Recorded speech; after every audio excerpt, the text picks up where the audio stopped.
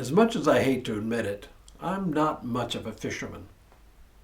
Hello, I'm Stuart Baskin, pastor of First Presbyterian Church of Tyler, Texas, and this is your daily devotional for Monday, November 10th, 2025. Don't get me wrong, I like fishing, but I don't love it, not the way true aficionados do. Now, if someone's going fishing, I'm almost always happy to tag along, but I'm probably not the one to organize the trip, let alone to guide anyone. And while I do have some equipment, it's not a lot. And as long as I'm being honest, I wouldn't know whether to cast bait, use a lure, or cast a fly in any given situation. Someone else has to clue me in and tell me this stuff. Still, fishing does have a certain romance for me. I fancy myself a great one, but my daydreams are like those of Walter Mitty, James Thurber's fictional character. There is something about the romance of fishing that is just attractive. At least it is the way we fish recreationally. But fishing for a living is a different matter altogether. It is hard, back-breaking work. Maybe that's why it serves as a good metaphor for Christian discipleship. Of Jesus' disciples, we only really know the professions of a few. Several were fishermen, and at least one was a tax collector. And it certainly makes sense that at least some were fishermen, because fishing was a major part of the economy around the Sea of Galilee in those times. We all know the story where Jesus called two brothers, Simon, Peter, and Andrew, to become disciples. We read, "As he walked by the Sea of Galilee, he saw two brothers, Simon, who is called Peter, and Andrew, his brother, casting a net into the sea, for they were fishermen. And he said to them, 'Follow me, and I will make you fish for people.' Immediately they left their nets and followed him.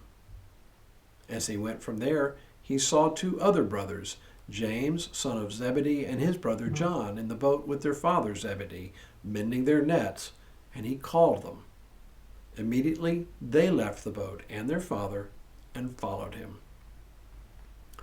When we read this story, we often focus on that phrase, "Follow me and I will make you fish for people," or in the older, less gender-inclusive translation, fishers of men. But the rest of the episode gives us a few important nuggets to fill out our understanding of what Jesus calls us into as disciples. In the first place, discipleship is not a solo endeavor. Like fishing in those days, it is a group effort, even a family effort. Notice that the next two disciples Jesus called, James and John, were also fishermen in partnership with their father Zebedee. To make a living fishing, it took the combined efforts of more than one person. In the second place, notice that they weren't using rods and reels.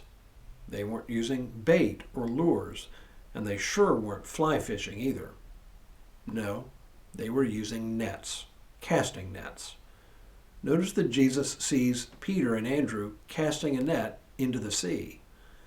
These would have been round nets with weights interspersed around the perimeter of the nets to make the nets open up wide and then sink on top of their catch.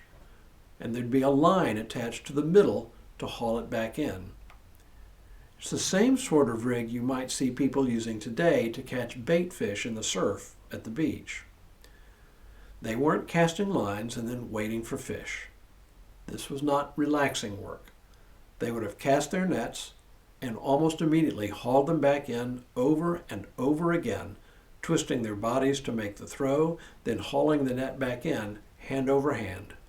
It was hard, demanding work.